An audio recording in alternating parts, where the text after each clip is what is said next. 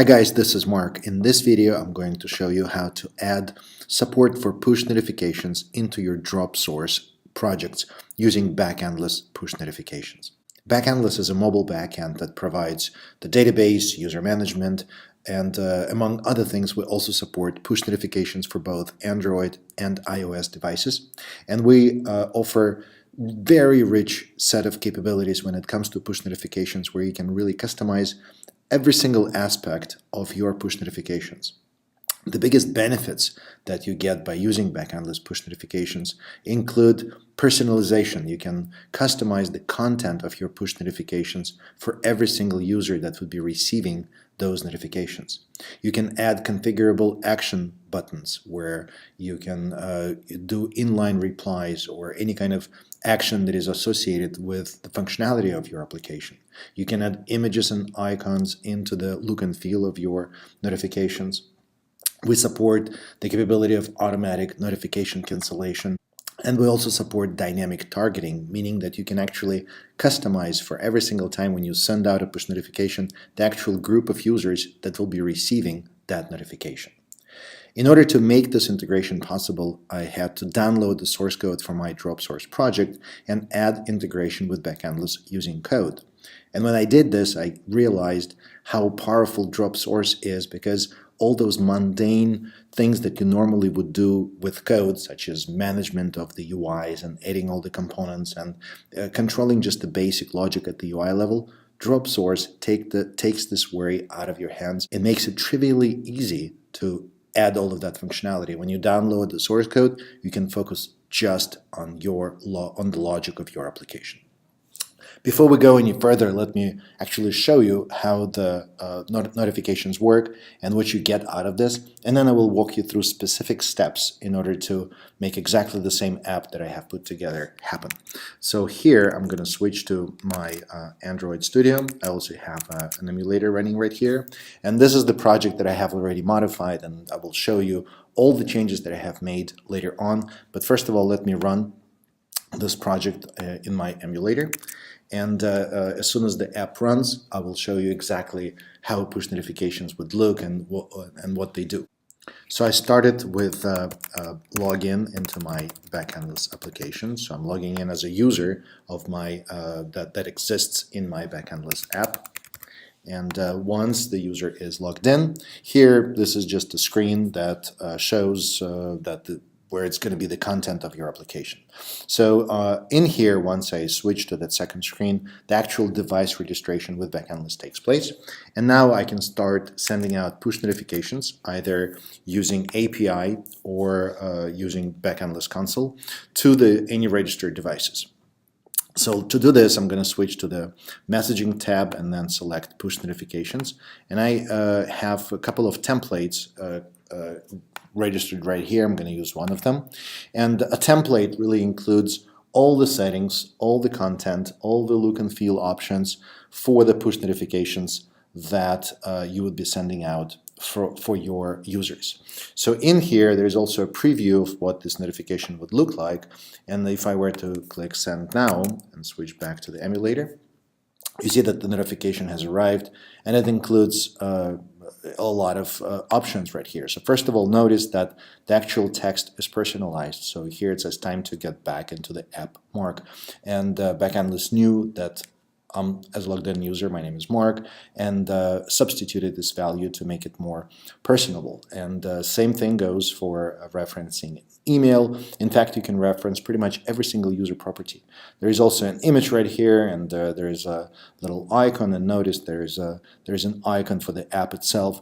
And all of this comes from Backendless, from the configuration of the push notification. In fact, I can go to the options screen where many of these properties are being specified, and I can also add button options. So I have these buttons called demo buttons. In fact, you can configure what these buttons look like, and you can enable them, disable. There's always a preview in Backendless, and you can also specify for Android applications, fully qualified class name that would be handling the actual event from this button in your application. So this is just demo buttons here, and now that I have selected the button options, if I click Send Now, and then go back to my application, now you see that there are buttons right here inside of the push notification, and the amount of coding that this requires is actually 0 lines of code. All of this comes included into the Backendless functionality that you would be integrating with in your Dropsource application. So there are a lot of options here. You can, as I said, you can control pretty much every single aspect of the push notification that would be sent to your device. You can include any smart text, which would be basically the templates that would be substituted by Backendless with the actual values. All of this is documented in the Backendless documentation. And this is the segmentation where you can specify the actual query that would identify who would be receiving that specific notification. And now let's just switch back to Dropsource, and I will show you how to get to the point where you can actually register your device and start sending out push notifications to your devices. First of all, let's review the actual UI for the application. I have here 2 pages. One is the login, that's the one that the application starts with, and this one performs the login into the Backendless app. And the second one is just a dummy page that contains just a button, and it really represents the content of your application. The importance of this page right here is that once we download the source code, this is the activity in Android where I will be registering a device with Backendless. As far as the login, the login button, is attached to the API that I have, and then the API essentially just does the user login. Let me quickly demonstrate how to get this API integrated with Backendless. In here, in your Backendless application, if you go to Data and select the Users table, right here, it's always at the bottom, then you click on this icon right here, Generate API Docs. Click Generate, and then copy the URL that is created.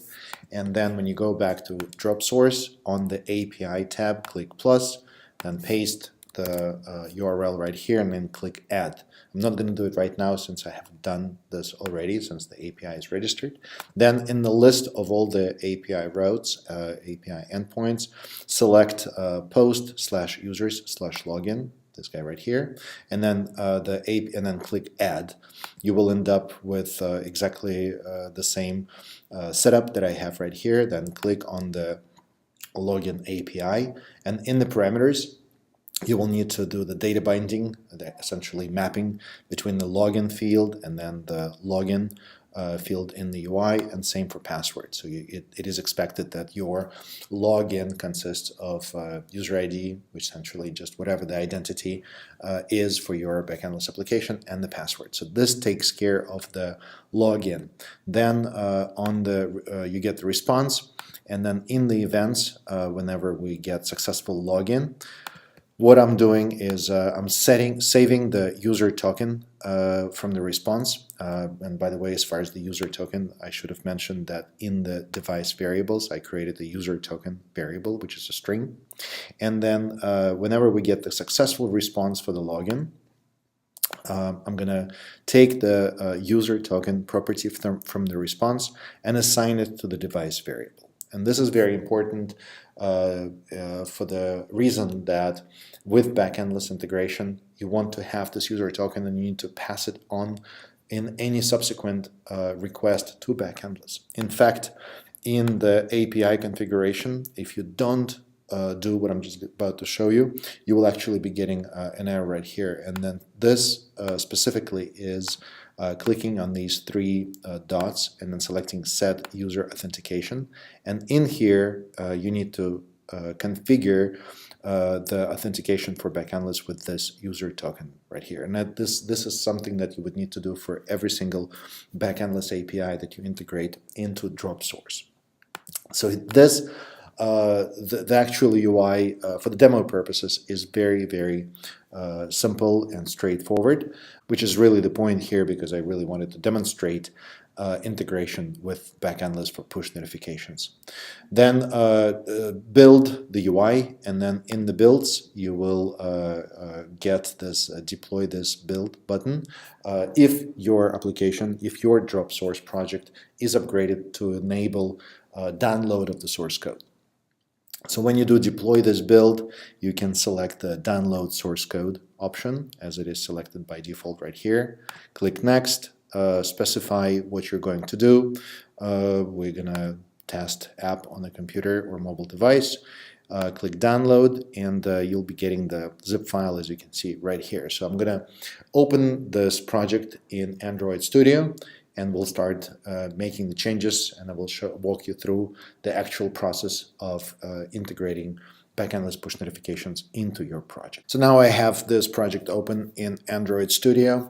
Depending on your configuration, depending on the version of Gradle that you installed, you may be getting this error right here, and it sounds like this: configuration on demand is not supported by the current version of the Android Gradle plugin. And if you see this error, it will actually prevent you from building your project. And in Android Studio, if you go to the Preferences window and then select Build, Execution, and Deployment and select Compiler, you will see the option Configure on Demand. So uncheck this option, click OK, and then if you rebuild your project, then this error should go away. And that would be the very first thing. They need to make sure that you can actually build and compile your project after you download the source code from Dropsource. So now the build is successful, and we're good to go to proceed with additional steps. Adding Backendless support at the source code level consists of several steps. Since Backendless push notifications are delivered through Firebase Cloud Messaging, the very first thing that you need to do is to configure actually Firebase for your project. In order to do this, you would need to go to Firebase Developer Console, which is available at console.firebase.google.com. You can here add a new project or select an existing one. It is completely up to you, however you want to structure it. I'm going to use an existing project that is called Push Demo. In here, I have two apps configured, and one of the apps is actually for the demo that I started this video with. What I'm going to do is I will actually delete this app and we'll start this process from scratch. So I will delete this app permanently, and let's just start configuring Firebase for the project that we just downloaded from Dropsource. So you would need to add a new app, and we will select Add Firebase to your Android app. The package name, you can get the package name from your app. If you go to Android Manifest, you will see the package is going to be right in the very first line. This is going to be the default value, com.company.app. You can modify it, make sure to modify it everywhere if you were to make any changes, and paste whatever the value is into this field. Click Register App. And then the next thing, the next step is to download Google Services JSON. The file you downloaded must go into the app directory of your application. To locate that app directory, make sure to switch to the project files view for your Android project. And you will have two nodes right here. One is for the actual app, and make sure to drag and drop the file, that Google Services JSON file, to put it right into the app directory. So on the Mac, it's going to look like this. You just copy it right there. You'll get a prompt whether you want to move the file, say OK. So now this file is a part of your application. The next step, if you go back to Firebase console, click Next. It's a matter of registering Firebase SDK, for the reason that we need the capability to register a device with FCM in addition with Backendless, because FCM is the actual service that delivers the notification to you, and Backendless sends it to FCM, and then FCM sends it to your device. So it is very important to add make these changes that are defined here in your application. A detailed list of all the changes, by the way, is published right in the blog post that is linked to this specific video. So in addition to what it says here, there's actually one additional dependency that Google somehow fails to mention. So the actual changes that you need to make look like this. So first of all, the project level build.gradle line can be ignored, because it actually is already part of your Android project that you download from Dropsource. The actual changes are defined right here. However, in addition to this dependency. In addition to this line, there's actually one more. So let's take care of this one at a time. Copy this line, and you will be adding this line into the project app module build.gradle in your Android Studio. This is the module build.gradle, and you can just go to the very end of it and copy that implementation, that dependency that you got right from here. Additional line that you need to add is going to look this way. So here it is. It's important to add Firebase messaging. This is the version number. Once again, for details, if you're following along with your project, if you're following along the video, you can always open the blog post that this video is linked to and see the actual steps documented right there. Finally, additional 2 lines that you need to add to your build.gradle are going to be these. So you need to apply this plugin and then disable version check. If you do not add this line, you will actually get some errors in your build. So now do sync now, so all the changes are going to be pulled in, and as soon as the Gradle project sync is done, then Firebase is added. Okay, now it is done. So this is it as far as Firebase. Now let's add Backendless to your project. So go into the project structure and select your module, and under dependencies, just click plus to add a library dependency. Type in Backendless and click search, and select the latest version of Backendless. At the time when I'm recording this video, it is version 5.2.2. Click OK, and then click OK again. So this way we added Backendless, but we also need to register Backendless service in your manifest. In fact, go to the Android manifest.xml, and in here you need to add the following configuration. Right inside of the application tag, just add the service, and it is com.backendless.push.backendless FCM service. Once again, this is also documented in the article. And one additional thing that will essentially complete all the configuration changes is going to be the very last step in here. So you can click next and then continue to console.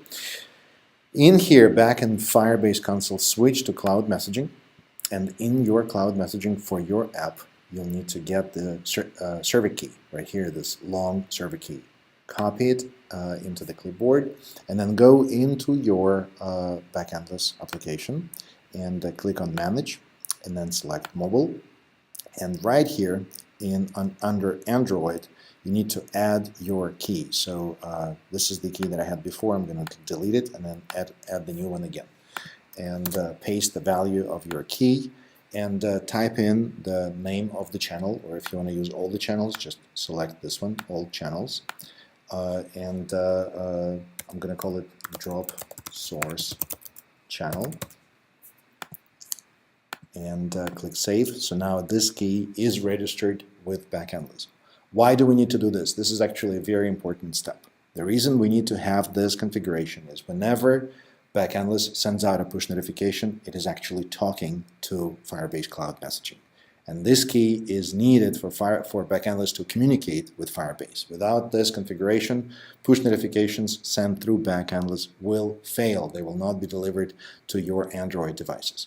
And that's really the very last configuration step. Everything else that you will be doing is done through coding. Finally, we're done with all the configuration changes. When it comes to coding, it's actually very, very simple and straightforward. So here we have 2 activities. The login activity is done and it's completely handled through Dropsource. There are no changes needed right here. Device registration activity, this is where we will be registering this device with Backendless. A good place where you could actually add this code is going to be either in this onCreate or the setup method. So the setup looks like a good place where we could actually configure Backendless. So the very first thing that you need to do when it comes to Backendless is use the following API, and it looks like this: backendless.init app, Make sure to select the signature where the very first argument is context, and then additional arguments, as you can see right here, are going to be, so first of all, let's configure the context. So application get context, and application class is provided as it's going to be a part of your Dropsource project, and then additional argument is going to be the application ID, and application ID you can get right from Backendless console if you go to your home, to the main dashboard of Backendless, or if you click, you will see them right here, or if you click on manage, it's going to be right here. So click copy and then paste the value, and then the next value is going to be the API key, and here I'm going to select Android API key. Paste it in here. So this initializes Backendless within your application. And the next step is could be the actual device registration. But keep in mind that at this point we have a logged-in user. And if there is a logged-in user, it is always beneficial to actually link that device registration with the logged-in user, for the reason that anytime you send out a push notification with any kind of personalization, you might want to take advantage of the fact that the device is linked to that user. And in order for that device to be linked to that user, we need to set that user token that we have saved previously. In order to set that user token along with the actual request to register device, you need to add the following code. So this application.getSharedPreference user token, this is the actual variable that we declared in Dropsource. It is called user token. In fact, if I go back to Dropsource and select variables, you see that there's a user token variable. So to get a hold of the value in this variable in your Android application, you can just use this API right here, getSharedPreference key.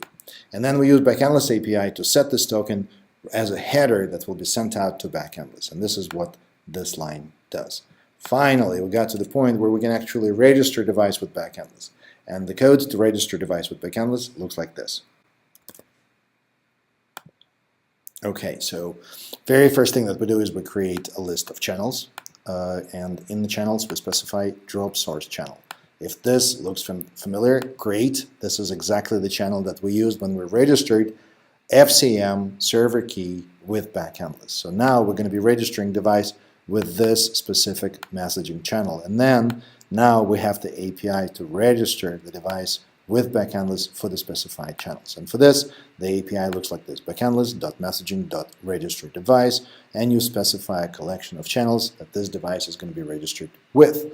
When we get a response from Backendless that the device is registered, we're going to display a little toast saying device registered. If there is an error, then we're going to display a toast saying that there is an error.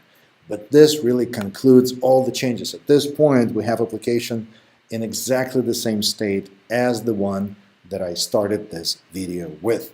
So if you follow it along, you should get exactly to the point where you can start sending out very smart, very dynamic, highly visual push notifications to your devices. I'm going to run this up very quickly so we can see exactly how it works, and you will be able to do exactly the same in your project.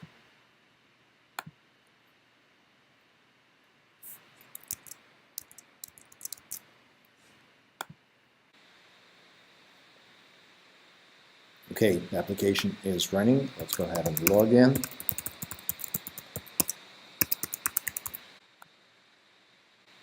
And as you can see, there's a toast device registered. To verify that the device is actually registered and to see your device on the Backendless side, you can do this by going back to your Backendless console, click on data, and then there is a table called device registration. So right here, you will see all the devices that are registered with your Backendless application. The device that we just registered, as you can see by channel name, Dropsource channel, this is the actual device that is running, which is my emulator. So at this point, this is a very good confirmation that the device has registered both with FCM and Backendless, and we can start sending push notifications to that specific device.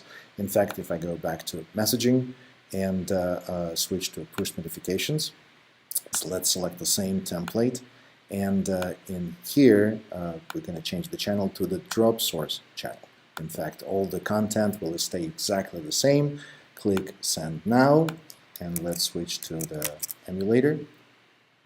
And here it is. This is the push notification that is delivered to this project that we were modifying together, and hopefully you will get exactly the same result. That's pretty much it. This is the full circle, complete setup of your Dropsource project, and hopefully you will be able to run it exactly the same way. If not, please let us know. Just post a topic to our support forum, support.backendless.com. Send us a message, let us know. If you got it working, great. We'd love to see the kind of things that you will be actually doing with push notifications for your Dropsource apps. Thank you, and as always, happy coding.